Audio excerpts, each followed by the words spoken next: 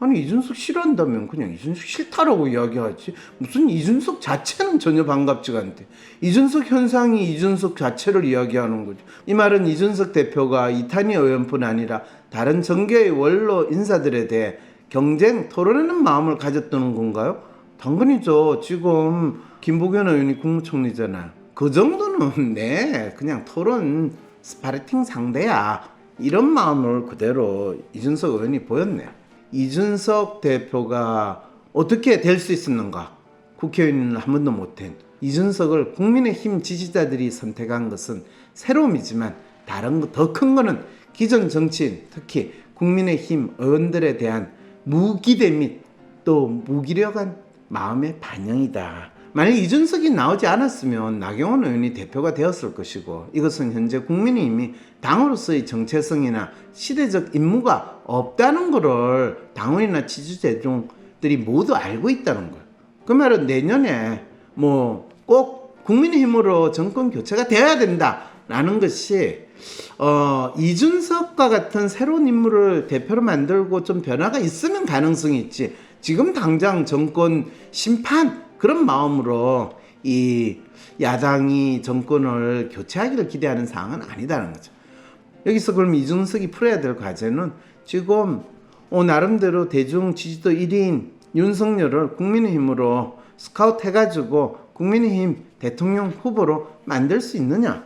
이게 어쩌면 이준석을 당대표로 만든 대중의 심리, 당원의 심리라고 한다면 여러분 이준석은 상당히 재밌는 과제를 가졌다는 생각이 들지 않아요?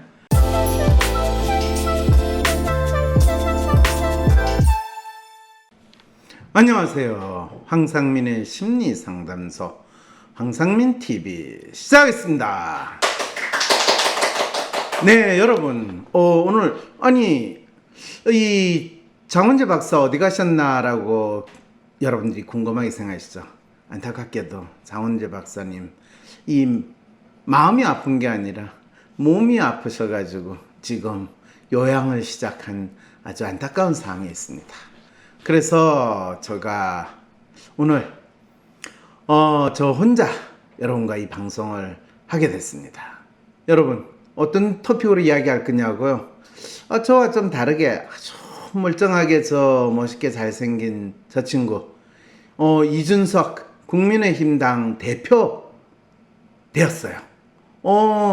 이걸 보면서 여러분 이제 느끼신 게 벌써 있으실 거예요. 그러면 황 박사님이 지난 4월부터 이야기하던 공유 프로젝트 그거는 실제 배우 공유가 아니라 이준석 씨를 통해 가지고 대중의 마음이 표현이 된 겁니까? 예, 결론적으로 이야기하면 결국 대한민국 많은 사람들이 공유하고 싶었던 그 아이돌의 이미지, 잘생기고 멋지고 젊은 그 이미지는 이준석 대표로 구현이 되는 것을 확인하게 됐네요. 한 6월쯤이면 그게 분명히 될 거라고 저도 방송에서도 언급을 했는데 그게 결국에는 국민의힘당 이준석 이런 상황인데 그거에 대해서 이제 어떤 분이 사연을 보냈어요. 하버드 출신들이 서로를 보는 거친 생각과 불안한 눈치의 심리가 무엇인가요? 하는 이 거친 생각과 불안한 눈치 누구 유행가 가사라고까지 이야기하는데 임재범의 노래 가사라고 하네요. 그분이 어떤 사연인지 한번 여러분 제가 이야기하는 거 한번 들어보시죠. 박사님 이준석이 결국 국힘당의 대표가 되었더라고요. 거기다 대표 수락 연설을 또 얼마나 흥미롭게 잘 하는지 용광로 이론에서 시작되는 샐러드볼 이거를 한국 사회에 아마 진보 보수의 갈등이라든지 심지어는 이 여소야대 맞나요? 아니면 젊은 층과 이 노년층 이런 식의 갈등 사항을 해결할 수 있는 하나의 개념으로 빌려온 것 같은 샐러드볼이 아니라 비빔밥까지 가져다 말하고 거기다가 임재범의 노래 가사 거친 생각과 불안한 눈빛까지 패러디한 거의 어느 능력에 몇 번이나 울고 말았답니다. 그런데 시기 질투인지 이준석의 실체를 알리겠다는 투지인지 이준석을 두고 며칠 전 더민주 출신 국회의원 이탄희 의원이 이준석이 말하는 입시 공정에 대해 비판하는 걸 봤답니다. 근데 또 수락연수를 하면서 공정에 대해서 이야기하는데 제가 볼 때는 두 사람 모두 엉뚱하게 공정이라는 단어를 사용하고 그로 인해 서로 시기 질투하는 마음이 잘 드러난 게 아닌가 싶은데 이 두 분을 보고 질투나 시기를 언급하는 제가 찌질한 마음인 건 맞죠? 이준석 씨나 이제 이준석 대표라고 불러야 되겠네요. 이탄희 의원에 대해서 시기 질투하는 마음 가지는 건 너무나 정상입니다. 당연하죠. 근데 자기가 누군가를 질투하고 시기하는 걸 찌질한 마음이라고 표현하는 것도 맞아요. 네, 찌질한 마음 가진 것도 맞습니다. 그런데 또 이 사연 주신 분은 자기의 마음을 또는 자기가 가지고 있는 문제를 제가 찌질한 마음이 문제요 라고 자책을 하지 않고 이렇게 질문을 던졌습니다. 박사님, 하버드 출신 두 사람이 서로를 보는 마음을 하버드 심리학 박사 출신인 황상민 박사님께서 자세히 알려주시면 정말 감사하겠습니다 라고 했는데 대체 무슨 마음을 알려드는지 한번 이분들이 각자 이야기한 거를 가지고 제가 이분들의 심리를 한번 읽어보도록 하겠습니다. 이준석의 책 공정한 경쟁 중에서 입시 관련한 부분, 경쟁은 공정한 경쟁이다라고 표현할 때 저는 참 이 부분이 웃긴다는 생각이 들거든요. 왜냐하면 경쟁이라는 것 자체가 공정할 거라고 믿는 것 자체가 이거는 웃기는 생각이고 찌질하죠. 경쟁은 모든 사람들이 똑같은 사람들이 똑같이 할 수가 없기 때문에 경쟁이라는 것 자체가 불공정한 거예요. 그거는 뭐 이 세상의 모든 사람이 똑같아야 된다라는 당위성으로는 주장할지 몰라도 실제로 사람들도 얼굴도 다르고 키도 다르고 몸무게도 다르고 이 모든 게 다른데 그걸 경쟁을 시킨다라는 것 자체가 잘못됐다라고 표현을 해야지 그걸 공정한 경쟁이라고 한다면 지가 마음껏 먹고도 살이 안 찝니다라는 광고를 하는 거에 불과하다는 거죠. 자신의 중학교 시절에 대해 중학생에 불과한 아이들 700명이 동수를 두고 다투었다. 아니 중학생 시절이니까 중학생에 불과한 아이들 700명이지 거기다가 고등학생, 대학생을 집어넣어가지고 경쟁을 해요? 좀 잔인한 측면도 있지만 뭐가 잔인해요. 다 같은 또래 애들을 모아놓고 서로 각자 살아가는 방법을 배우는 게 당연한 거죠. 우리 삶이라는 게 그런 건데 그걸 잔인하다고 보는 이준석 이 친구는 확실히 인간에 대한 이해가 떨어지네요. 저는 그 시절의 공부가 내 인생의 중요한 전환점이 되었다고 생각한다. 뭘 공부를 했는지 모르겠네요. 지금 생각하면 완벽하게 공정한 경쟁이었다라고 적었대요. 이분이 말하는 공정한 경쟁이라는 게 뭘 뜻할까요? 몇 페이지 더 넘기면 저를 엘리트주의라고 비난한다고 해도 기꺼이 감수하겠습니다는 말이 나오네. 아니 엘리트를 엘리트주의라고 이야기를 하는 거 꼭 엘리트 학생복을 입어야 엘리트주의예요? 저도 저를 보고 엘리트주의라고 이야기하면 그랬어요. 저거 어째야 됩니까? 저가 뭐 이 학교 나온 거를 바꿔야 돼요? 이렇게 물어보는 상황입니다. 그런데 6월 7일 이탄희 의원은 자신의 페이스북에 이런 글을 썼답니다. 완벽하게 공정한 경쟁이었다? 퀘스천마크. 이준석 국민의힘 당대표 후보가 자신이 성자가 된 입시에 대해서 남긴 말이라고 한다. 그것도 성인이 된 이후에 이준석이라는 정치인에 대해 최근에 이르렀어야 제대로 알게 되었다. 자신의 성취 전반에 대해 이런 태도다. 네, 이탄희 의원이 뭐라고 그러죠?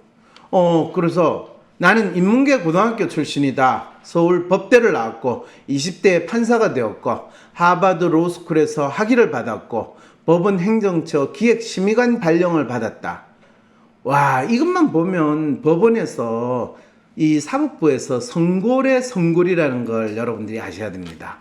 뭐 서울대 법대를 놓은 게 아니라 법원 행정처 기획심의관 발령을 받았다는 것, 법원에서 최고로 잘 나오고 장래의 대법관 후보자 1순위라는 이야기죠. 그래서 여러 차례 변협 우수 법관으로 선정받았고 특전사도 경쟁해서 들어갔다. 이분이 특전사 들어가는 거는 우리 문재인 대통령이 이 차출되는 거와는 다르게 법무관으로 들어가지 않았을까 싶은데 이 부분은 잘 모르겠네. 이분 몸매나 뭐 여러 가지로 봤을 때 특전사 요원으로 간 것 같지는 않은데 어쨌든 간에 굳이 말하자면 참내연대 의인상 노회찬 정의상도 표결에서 받았다. 본인이 단순히 법을 해서 잘날 뿐만 아니라 그 법을 의롭게 이 사회에 실현한 사람이다. 나야말로 정의의 화신이다. 뭐 이런 지금 소개를 하시는 걸까요? 하지만 나는 한 번도 이런 생각을 해보지 못했다. 내가 겸손한 사람으로 태어나서 그랬을까? 아니다. 그게 아니다. 나에겐 수많은 친구들이 있었기 때문이다. 나만큼 부모 잘 만나지 못한 친구들, 나만큼 건강하지 않았던 친구들, 나만큼 공부 잘하게 훈련받지 못한 친구들, 나만큼 행운이 따르지 않았던 친구들이 내 주변에는 실수도 없이 많았다. 야, 이거 진짜 우리 집은 가난해요. 우리 집 기사 아저씨도 가난하고요. 우리 집 정원사 아저씨도 가난하고요. 우리 집 청소부 아줌마도 가난하고요. 우리 집 가정부도 가난하고요. 우리 집은 진짜 모두 가난한 사람들만 있어. 이런 소리 하고 비슷한 이야기를 지금 이탄희 의원이 하셨다는 말인가요? 그런데 또 뭐라고 이야기했냐? 그 친구들이 다 대한민국의 평범한 시민들이 되었다. 그들과의 일체감이 나의 본질이다. 오, 이분 진짜 흥미로우신 분이네요. 왜냐하면 자기보다 못한 친구들이 자기는 주변에는 셀 수도 없었는데, 그리고 그 주변의 사람들이 평범한 시민들이 되었다면, 그리고 그 평범한 시민과 자기의 일체감이 본인의 본질이래요. 이거 완전히 박근혜가 자기는 국가와 국민들을 위해서 산다고 이야기하는 거고 똑같은 심리로 하는 이야기인데, 이게 이 말이 되는 소리예요? 이탄희 의원이 상당히 훌륭하신 분이라고 하는데 이런 생각을 한다면 박근혜하고 똑같은 심리라는 소리인데, 이거 진짜 제가 당혹스럽네요. 이들은 누구 하나도 남이 아니다. 이건 진짜 이분이 진짜 오버하셨어요. 왜냐하면 이분이 말하는 이 친구들은 다 남이지. 자기 자신이 아닌 모든 사람은 남이지, 무슨 내 친구라고 하니까 다 나예요. 이렇게 이야기하면 그 친구들이 국회에 가면 나 이탄이야. 이탄이 친구가 아니라 이탄이야 라고 하면 정문으로 입장시킬 수 있는지 한번 해보세요. 이분이 말 같은 소리를 해야지. 이준석 현상으로 표출되는 시대교체 열망은 반가운 측면이 있으나 이준석 자체는 전혀 반갑지가 않다. 아니, 이준석 싫어한다면 그냥 이준석 싫다라고 이야기하지. 무슨 이준석 자체는 전혀 반갑지가 않대. 이준석 현상이 이준석 자체를 이야기하는 거죠. 그거를 구분하면 마치 대한민국 정치에서 진보와 보수를 구분하겠다는 소리하고 똑같은데, 놀랍게도 이분은 뭐랬냐면 진보와 보수의 진금 성부가 다고 있다고 느낀다. 무슨 이 나라에서 진보와 보수의 진금 성부가 있었다고 지금 이런 이야기를 해요. 이거 진짜 신기하신 말씀이네. 그런데 말이죠, 이준석은 과거 자신의 활동을 두고 이렇게도 말을 했답니다. 가령 정당을 대표해 토론에 나가려면 우선 직위가 있어야 해요. 그런데 젊은 사람들은 그런 직위를 받아본 적이 없거든요. 직위를 받아 다른 정치인들과 토론을 해본 젊은 사람은 제가 거의 유일하고요. 저는 제가 비대위원으로 출발했기 때문에, 한나라당 비대위원으로 출발했기 때문에 토론에 나가면 상대로 김부겸 의원, 지금 국무총리 하시는 분이죠, 노회찬 의원, 제 입장에서는 아주 고급의 대련 훈련 기회를 그러니까 한국 사회에서 엄청나게 이 정치적인 역경을 겪고 잘난, 심지어는 자기 목숨을 버린 그런 사람들이 내하고 토론의 대상이고 나의 스파리팅 상대야 라고 지금 이준석 대표는 자신을 소개하는데, 이탄희 의원은 그래도 민주당에서 좀 내세울 만한 괜찮은 정치인인데 어떻게 자기 자신을 이렇게 자기와 친구도 구분 못하고 자기와 남을 구분도 못하는 이런 소리를 하면서 이준석 싫어! 이렇게 이야기하는 거는, 나는 네가 싫어! 그래서 너희 집 강아지도 싫어! 너희 집 차도 싫어! 이런 식의 사고를 할까, 그런 생각이 드네요. 박사님, 이 말은 이준석 대표가 이탄희 의원뿐 아니라 다른 정계의 원로 인사들에 대해 경쟁, 토론하는 마음을 가졌다는 건가요?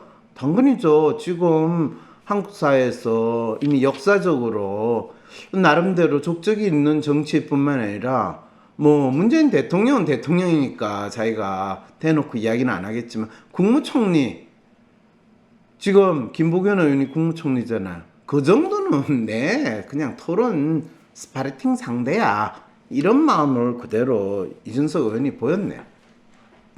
그러다 보니까 이 한겨레 6월 12일 날 신문 10답으로 풀어본 이준석 돌풍 의미와 전망이라는 기사가 있는데, 그 기사에 있는 내용을 이 신문 10답 중에서 이 두 기자분이 나와서 대화를 하는 내용을 같이 또 사연으로 보냈어요.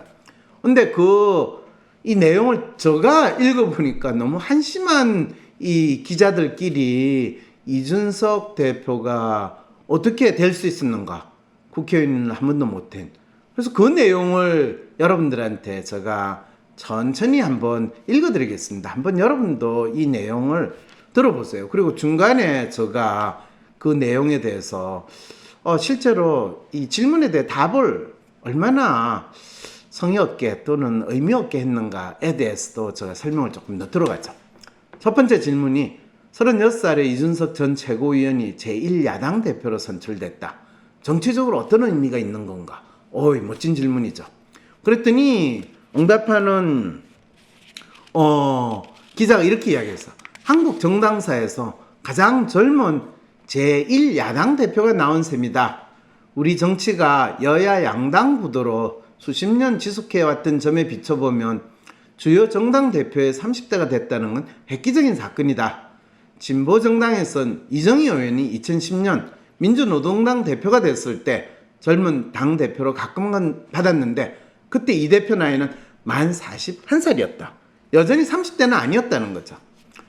더구나 보수 정당인 국민의힘에서 30대 대표가 나오다니 평가야 어떻든 놀라운 일이다. 1970년 야당인 민주당에서 40대 기술원이 분출하면서 45살의 김대중 의원이 대통령 후보가 된 이래 가장 눈에 띄는 변화라 할 만이다. 뭔 소리야 지금? 이준석 대표가 지금 된 거에 대해서 의미를 이야기를 해줘야지. 지난 이전에 없었던 일이 됐다라는 걸로 이렇게 퉁치면 이 답변이 되는 거예요. 그래서 제가 좀 화가 나가지고, 내가 만일 이런 질문을 받았다면 난 뭐라고 이야기할까? 그래서 제가 이렇게 한번 정리를 해봤습니다. 저는 현재 정치상 2021년 대한민국 지금 정치상 2022년 대선을 맞두고 있는 이 상황에서 야당의 대표로 한 번도 국회의원이 안 된 또 30대의 젊은이를 당대표로 뽑았다는 그 민심은 뭔가? 대중의 정치 심리 등에 대한 언급은 전혀 없이 그냥 획기적인 사건, 어땠든 놀라운 일, 눈에 띄는 변화라고 의미를 규정하는 이 기자의 멘트는 결국에 놀랐군요 이러면서 이 단지 이 상황 자체가 뭔 말인지 모른다. 그러면서 정말 획기적이면서도 눈에 띄는 기사인 것 같습니다. 이렇게 이야기하는 수준밖에 이 말이 안 된다는 거예요.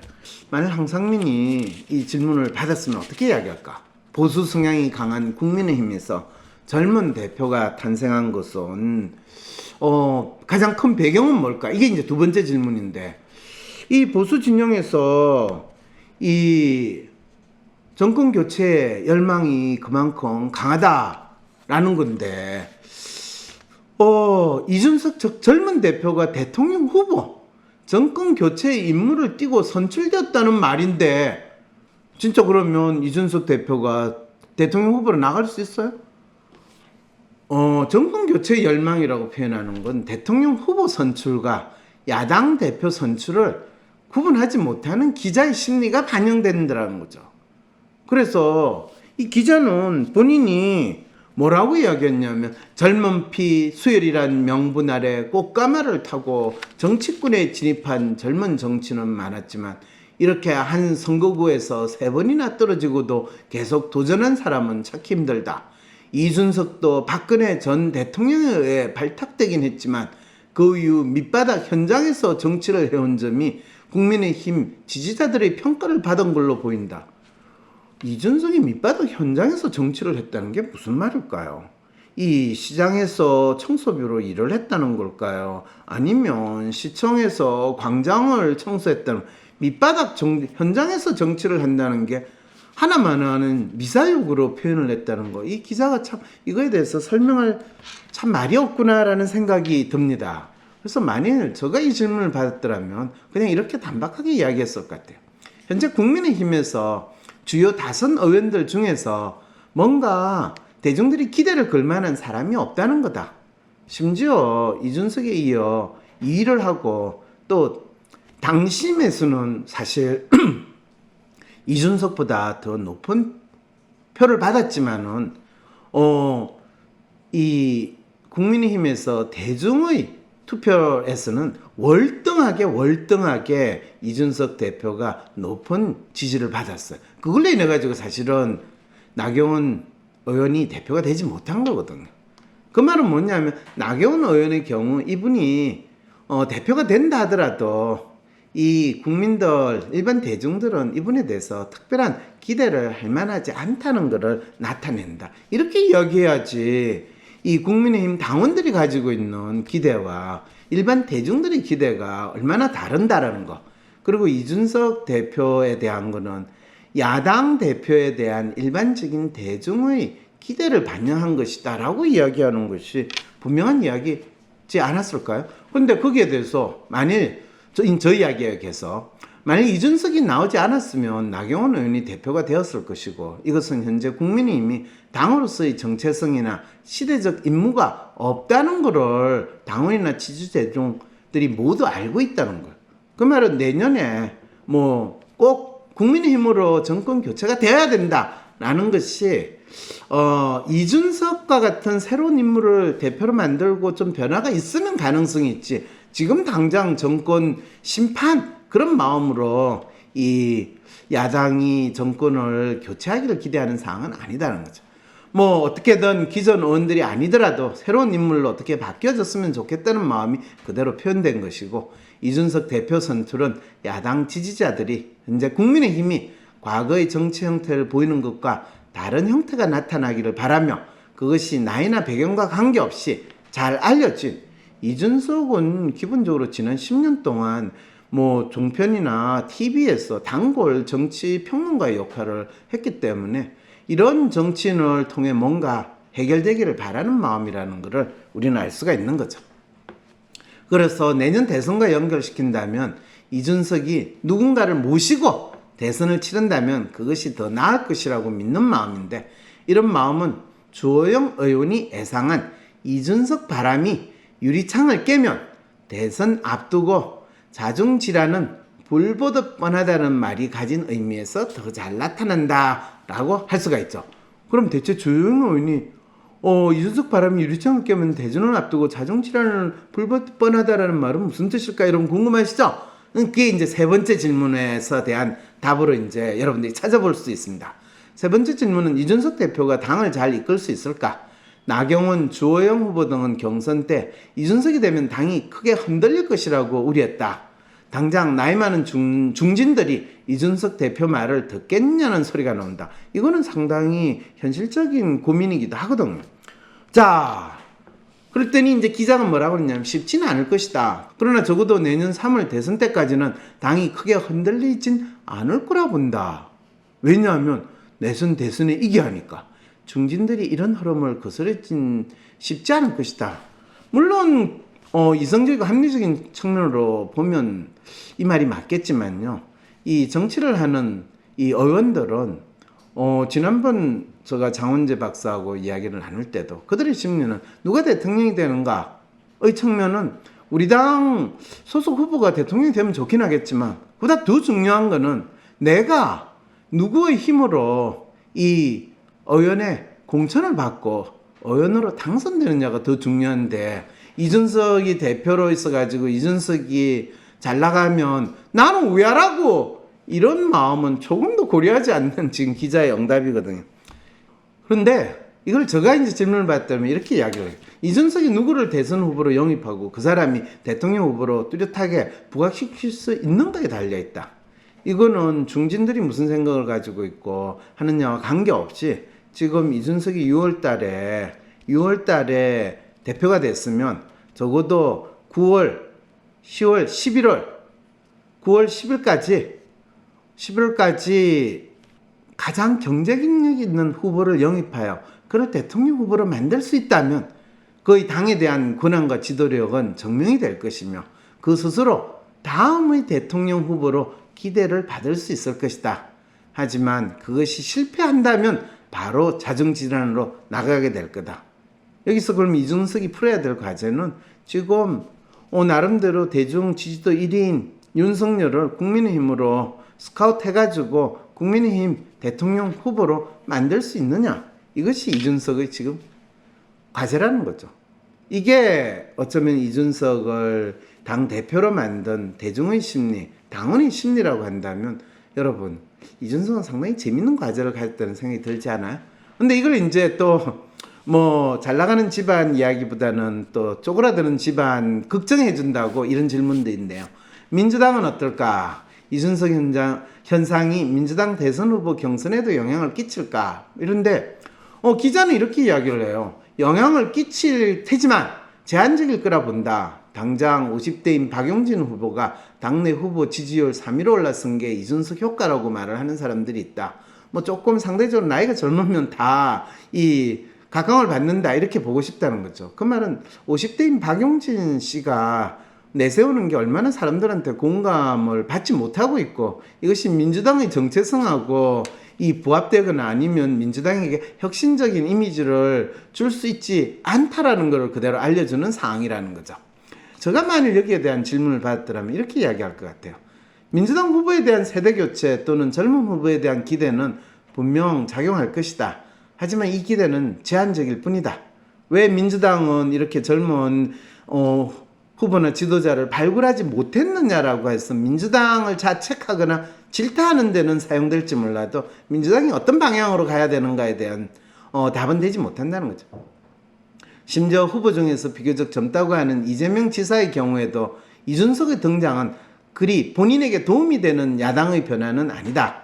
민주당 지지자 중에서도 비교적 이재명 지사가 젊은 층의 지지자가 높다는 걸 고려할 때 상대적으로 이재명 지사의 강점이 이준석으로 인해 퇴색되어 보일 위험성이 더 높아지기 때문이다. 왜냐하면 이준석에 비하면 이재명 지사야말로 진짜 아주 고루하고 전형적인 정치인의 이미지를 그대로 보여줄 수밖에 없는 상황이라는 거죠. 어쨌든 모든 관심은 지금은 결국 윤석열로 통하죠. 그러니까 질문은 윤석열은 어떨까? 윤석열 전 총장은 이준석 대표 체제에서 곧바로 국민의힘에 입당할까? 아니면 좀 더 간을 볼까? 이 간철수 때문에 윤석열이 간성열이 되지 않을까라고 또 많이 생각하는데 또 기자는 이렇게 응답을 하네요. 이 윤석열 입장에선 국민의힘에 빨리 들어가는 게 유리하다고 생각할까? 그렇지 않다고 본다. 이준석이 대표가 된 건 윤석열 입장에서 나쁘지 않을 것이다. 국민의힘의 태행적이고 고인물 같은 이미지를 탈색할 수 있으니까. 더 큰 이유는 윤석열 자신이겠다. 윤석열 전 총장은 정치인이 아니어서 이제까지 본격적으로 검증을 받아본 적이 없다. 국정 운영의 비전과 정책은 그렇다 쳐도 당장 장모와 부인을 둘러싼 여러 가지 의혹이 제기된 상태이다. 국민의힘에 입당하는 순간 이 모든 의혹이 한꺼번에 도마 위에 올려질 것이다. 그걸 이준석이 자기가 막아주겠다고 지금 하고 있는데 그러면 지금 들어가란 말이에요. 들어가지 말라는 말이에요. 네, 윤석열로서는 최대한 늦게 링에 오르는 게 검정의 칼날을 그나마 피할 수 있는 방법이라고 생각하지 않을까. 최대한 기다리라는 말이군요. 근데 만약에 제가 이 질문을 받았더라면 저는 이렇게 이야기했을 것 같아요. 윤석열 전 총장이 국민의힘에 입당하는 것은 이준석 대표가 얼마나 적극적으로 윤석열 전 총장을 입당하도록 만드느냐에 달려있다. 위에서 언급한 대로 유력 후보를 영입하여 그를 대통령 후보로 만드는 것만으로 나름 엄청난 역할과 기대감을 주는 리더십을 발휘한 것이기 때문이다. 이것은 윤석열 총장이 간을 보느냐 아니냐와 관계없다. 하지만 이준석이 적극적으로 윤석열 전 총장을 후보로 영입하는 순간 이준석 스스로 나름 호랑이 등에 올라타는 일을 하는 것이기 때문에 이것을 지켜봐야 할 거다. 빨리 들어가라 늦게 들어가라 이슈가 아니라 이준석이 호랑이 등에 탈 거냐 말 거냐 그걸 지켜보자라는 거죠. 그거 지켜보는 건 흥미롭고 또 이준석이 선택에 의해서 이루어질 수 있다는 거죠. 이준석에 대해서 상당히 기대를 거는, 또 이준석이 국민의힘당을 난장판으로 만들든 아니면 싹쓸이해서 새로운 판으로 만들든 뭔가 해주기를 기대하는 마음이 이준석한테 있는 응답이라고 할 수 있죠. 그래서 이준석을 통해 가지고 지금 던지는 질문은 이준석에 초점을 둬야지 엉뚱하게 윤석열 너 넘어가지 말자 이거죠. 6번 나경원 후보가 경선 과정에서 이준석 돌풍을 트럼피즘이라고 비판했다. 정말 이준석과 트럼프는 닮았나? 아니 나이가 트럼프는 70이 넘어서 지금 80대 할아버지가 되는 거고 이준석은 지금 30대인데 트럼피즘이라고 이야기하는 것 자체가 이상하지 않아요? 이준석과 트럼프는 콘텐츠, 이 기자가 한 이야기예요. 콘텐츠에서는 차이가 많이 있을 수 있으나 그 등장 배경은 유사하다고 할 수 있다. 미국 공화당 지지층의 반민주당 정서가 트럼프를 부상시킨 배경이다. 진짜 트럼프에 대한 이해 또 이 대한민국에서 이준석이 등장한 배경에 대한 이해 이런 부분에 상당히 아쉬움이 많은 답변이네요. 트럼프나 이준석이나 익숙한 새로움이 원동력이다. 첫째, 새로움이다. 둘째, 익숙함이다. 대중들은 낯설은 것을 별로 원하지 않는다. 트럼프는 익숙한 인물이었고 텔레비전 리얼리티 쇼에서 인기를 누린 연예인 기질이 있고 대중들이 선망하는 백만장자이다. 이준석 역시 텔레비전 예능 프로 출연으로 대중들에게 익숙해졌고 하버드대를 나오고 벤처기업을 경영했다. 대중들이 선망하는 요소를 가지고 있다. 참 갖다 붙이려는데 힘드셨군요. 근데 제가 이 질문을 받았더라면 그냥 이렇게 이야기를 할 것 같네요. 이 질문 자체가 나경원 의원이 이준석 돌풍에 대한 이해도 제대로 된 비판을 할 수 없다는 것을 잘 보여준다. 이준석과 트럼프의 유사성을 굳이 찾으라 한다면 다양하게 찾을 수 있다. 특히 대중의 기대와 욕망을 반영한다는 측면에서 아마 그래서 이거를 포퓰리즘이라는 뜻의 트럼프리즘이라고 언급할 수는 있을 것이다. 하지만 이 해석에서조차 나경원 의원은 제대로 핀트를 맞추지 못했다. 이준석을 국민의힘 지지자들이 선택한 것은 새로움이지만 다른 더 큰 거는 기존 정치인 특히 국민의힘 의원들에 대한 무기대 및 또 무기력한 마음의 반영이다 라고 생각을 하고 이것은 익숙함을 선택한 것이 아니라 익숙한 것과의 결별 그리고 욕망의 노고라라고 할 수 있다. 나경원 의원이 이 상황을 제대로 설명하지 못한 것은 아마 그녀가 지난 선거에서 계속 떨어지고도 아직 정신을 차리지 못한 상태에 있다는 것을 잘 알려준다. 이후의 질문, 그러니까 6번째 질문이 7, 8, 9, 10인데요. 질문은 번지수를 잘못 찾은 질문들이기에 왜냐하면 포퓰리즘에 대해서 트럼피즘에 대해서 계속 질문하는 거거든요. 이 이준석 대표 현상에 대한 거하고는 별 관계가 없어요. 그래서 내가 계속 답을 할 이유가 없는 듯하다.